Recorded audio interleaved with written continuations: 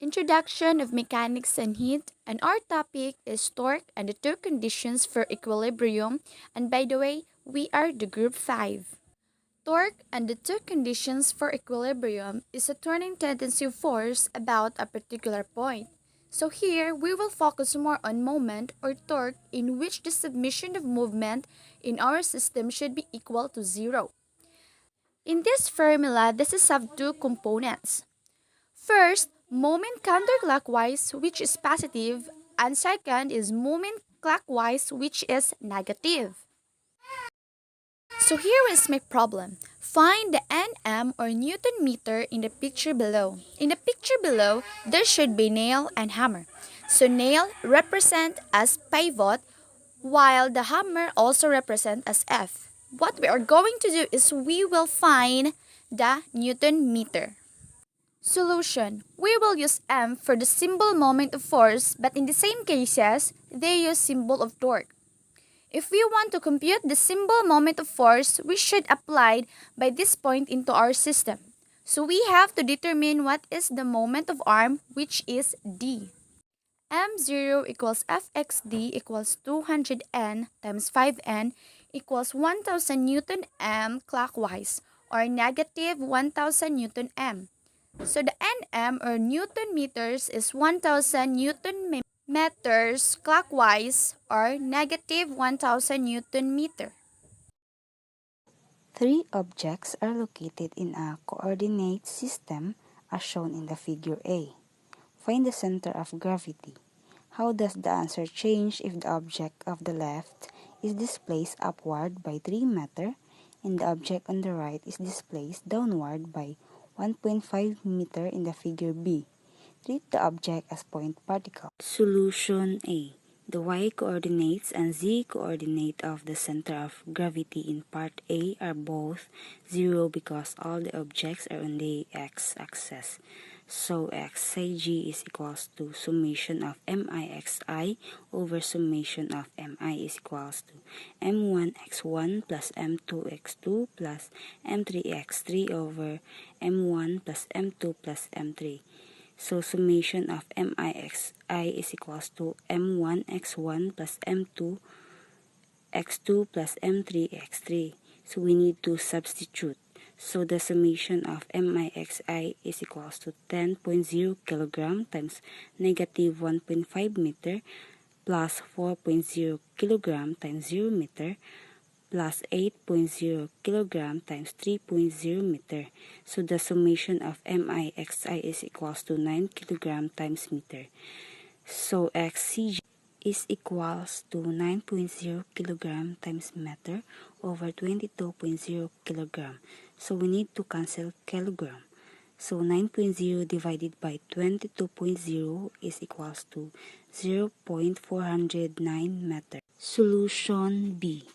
Because the x-coordinates have not been changed, the x-coordinate of the center of gravity is also unchanged. So xcg is equals to 0.409 meter.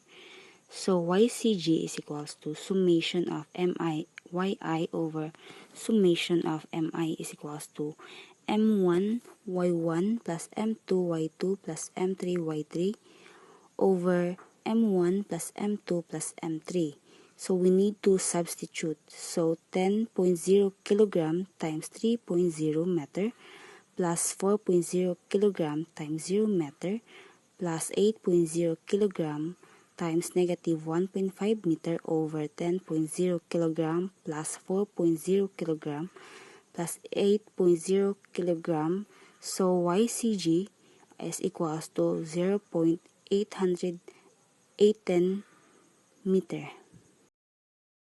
Examples of static equilibrium. The torque balance. Three masses are attached to a uniform meter stick as shown in the figure 12.9. The mass of the meter stick is 150 grams and the masses to the left of the fulcrum are M1 equals 50 gram and M2 equals 75 gram. Find the mass M3 that balances the system when it is attached at the right end of the stick and the normal reaction force of the fulcrum when the system is balanced.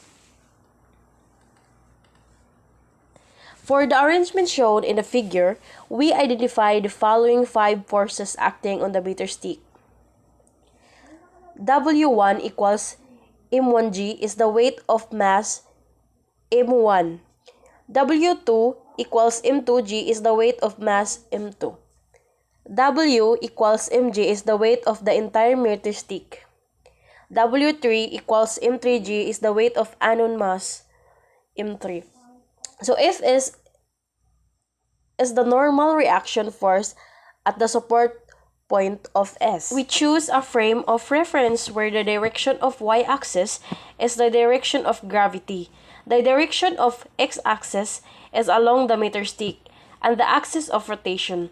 The z-axis is the perpendicular to the x-axis and passes through the support point of S. In other words, we choose the phi boat and the point where the meter stick touches the support. This is a natural choice for the phi boat because this point does not move as the stick rotates. Now, we are ready to set up the free body diagram for the meter stick. We indicate the phi boat and the attached 5 vectors representing the 5 forces along the line representing the meter stick, locating forces with respect to the phi boat. At this stage, we can identify the lever arms of the 5 forces given the information provided in the problem. For the 3 hanging masses, the problem is explicit about their locations along the stick, but the information about the location of the weight, W, is given implicitly. The keyword here is uniform. We know from our previous studies that the CM of a uniform stick is located at its midpoint. So this is where we attach the weight W at the 50 centimeter mark. Let's proceed with our solution.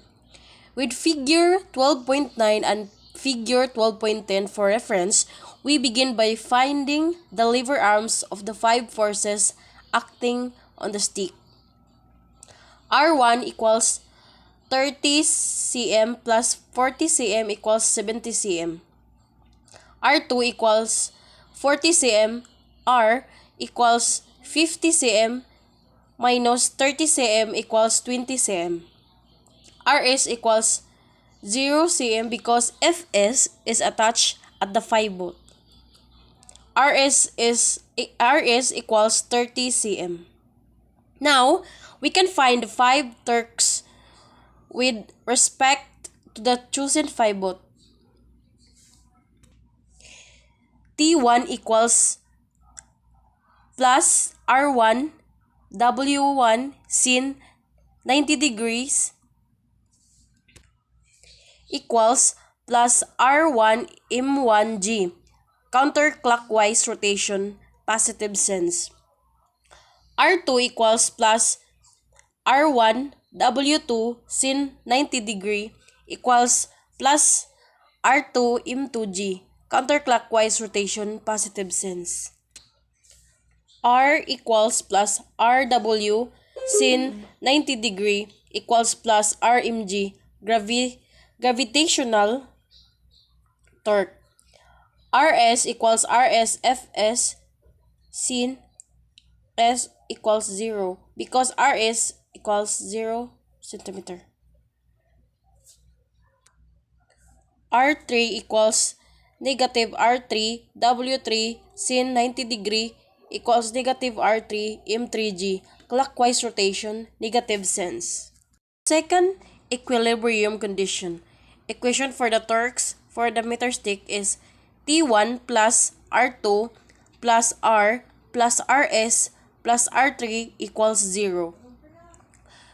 When substituting torque values into this equation, we can omit the torques giving 0 contributions. In this way, the second equilibrium condition is plus R1 M1G plus R2 M2G plus RMG minus R3 M3G equals 0. Selecting the positive y direction to be parallel to Fs, the first equilibrium condition for the stick is negative W1, negative W2, negative W plus Fs, negative W3 equals 0. Substituting the forces, the first equilibrium condition becomes negative M1g, negative M2g, negative Mg plus Fs minus M3g equals 0. We can solve these equations simultaneously for the unknown values M3 and Fs. In equation 12.17, we cancel the g factor and rearrange the terms to obtain R3 M3 equals R1 M1 plus R2 M2 plus Rm.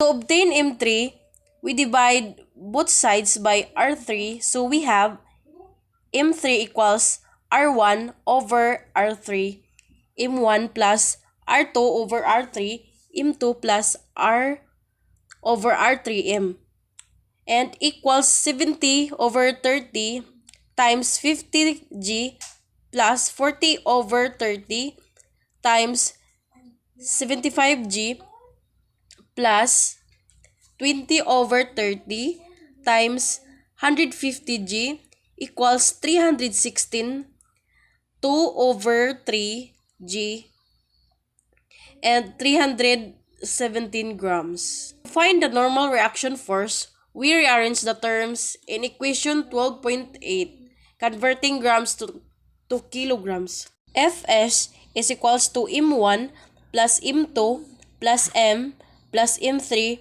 G equals 50 plus 75 plus 150 plus 316.7 times 10 to the power of negative 3 kilogram times 9.8 m over s squared equals 5.8 n. Problem. The first child has a mass of 26.0 kg and sits 1.60 meter from the pivot. A. If the second child has a mass of 32.0 kg, how far is she from the pivot? B. What is Fp, the supporting force exerted by the pivot? In A, we ask for a distance. Thus, the second condition must be used since the first has no distances in it. To apply the second condition for equilibrium, we first identify the system of interest to be the seesaw plus the two children. We take the supporting pivot to be the point about which the torques are calculated. We then identify all external forces acting on the system. Solution A. The three external forces acting on the system are the weights of the two children and the supporting force of the pivot. Let us examine the torque produced by each. Torque is defined to be torque equals R if sin. Here, sin equals 90 degrees so that the sin equals 1 for all three forces. That means R equals R. For all three, the torques exerted by the three forces are first, torque 1 equals R1 W1. Second, torque 2 equals negative R2 W2. And third, torque P equals RP, FP equals 0.FP equals 0. Note that a minus sign has been inserted into the second equation because this torque is clockwise and is therefore negative by convention. Since Fp acts directly on the pivot point, the distance Rp is 0. A force acting on the pivot cannot cause a rotation, just as pushing directly on the hinges of a door will not cause it to rotate. Now, the second condition for equilibrium is that the sum of the torques on both children is 0. Therefore, torque 2 equals negative torque 1 or R2 W2 equals R1 W1.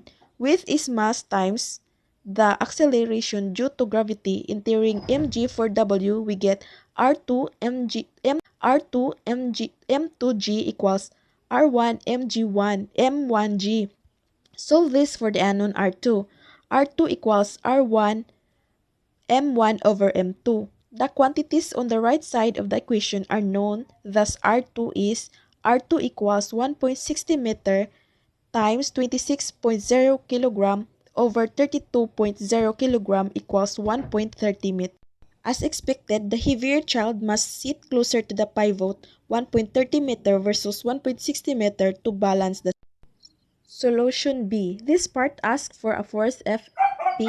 The easiest way to find it is to use the first condition for equilibrium, which is net F equals 0. The forces are all vertical so that we are dealing with a one-dimensional problem along the vertical axis. Hence, the condition cannot be written as net Fy equals 0, where we again call the vertical axis the y-axis, choosing upward to be the positive direction and using plus and minus the direction of the forces. We see that Fp minus W1 minus W2 equals 0. This equation yields what might have been guessed at the beginning. Fp equals W1 plus W2. So, the pivot supplies a supporting force equal to the total width of the system. Fp equals M1g plus M2g. Entering known values gives Fp equals 26.0 kg times 9.80 meter per second squared plus 32.0 kg equals 568 NEAT. Discussion. The two results make intuitive since the heavier child sits closer to the pivot. The pivot supports the width of the two children. Part B can also be solved using the second condition for equilibrium since both distances are known, but only if the pivot point is chosen to be somewhere other than the location of the seesaw actual pivot.